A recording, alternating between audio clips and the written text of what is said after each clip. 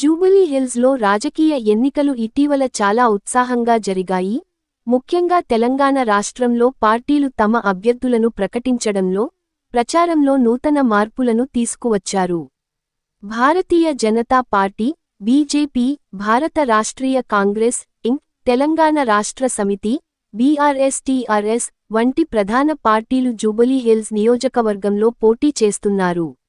ఎన్నికల హోరును మరింత పెంచుతూ సభ్యులతో మాట్లాడటం, సంగ్రహ ప్రచార సమావేశాలు, మరియు సోషల్ మీడియా ద్వారా ప్రచారం జరుగుతున్నది.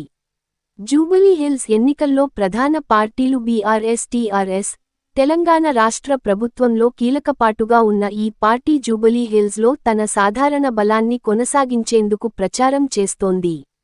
బీజేపీ, జూబిలీ హిల్స్ని తన బలగం పెంచుకునేందుకు కీలక అభ్యర్థిని ప్రవేశపెట్టింది. ఇంక్, జూబిలీ హిల్స్లో ప్రజా సమస్యలపై దృష్టి సారిస్తూ ప్రచారం, అభ్యర్థులకు స్థానికంగా మద్దతు కూడగట్టడంలో శక్తివంతమైన ప్రయత్నం చేస్తున్నారు.